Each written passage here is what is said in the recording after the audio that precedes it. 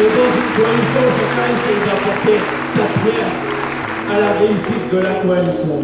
Et moi, quand je fais l'analyse de ce qui s'est passé dans ces élections 2024, et je le fais sans aucun patriotisme de formation politique, je dis que je considère tranquillement, sereinement, je considère que le travail qui a été fait depuis plusieurs mois et plusieurs années par la France Insoumise pour essayer de retrouver le contact avec une population, en particulier des habitantes et des habitants des quartiers populaires qui étaient abandonnés, oubliés, laissés de côté, ce travail sur la coalition de son globalité.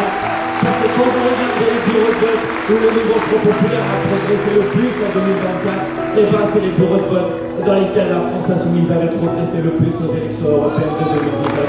Voilà ce que je dis, c'est tout. Et je vais s'envoler cette polémique. Et si certains pensent qu'il faut prioritairement mettre des efforts dans d'autres parties du pays, mais qu'ils le fassent et ça sera très bien parce que ça fera gagner la coalition dans son ensemble. Voilà comment je vois les choses.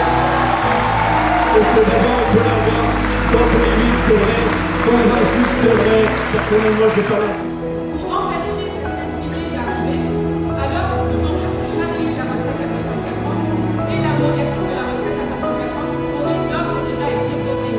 Parce que quand vous regardez le résultat des urnes, quand vous regardez les mouvements populaires qui existent dans notre pays, nous sommes majoritaires sur la retraite à 60 ans, à 60 ans.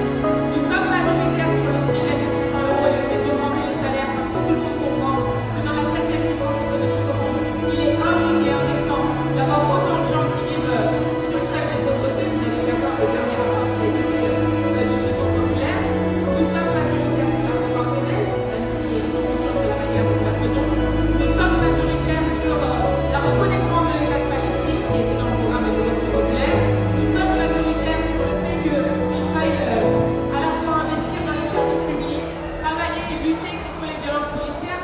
Bref, si nous remettons le Parlement au centre, nous pouvons construire des majorités, gagner des combats qui sont largement majoritaires dans la société, si ce n'est qu'il faut remettre au centre le fait qu'il n'y a rien au-dessus de la souveraineté populaire.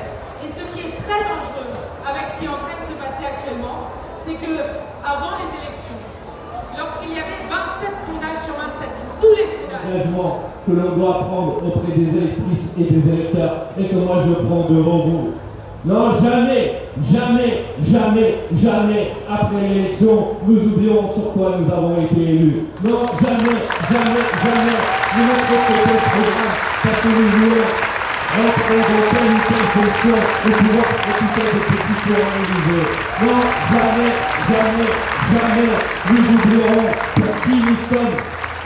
Nous nous sommes battus, pour qui nous avons été élus. La parole de celles et ceux qu'on n'entend jamais, qu'on voit jamais, qui n'est pas représenté à l'Assemblée nationale, qui n'est pas dans les médias, c'est nous qui la portons, c'est nous qui allons continuer à la porter.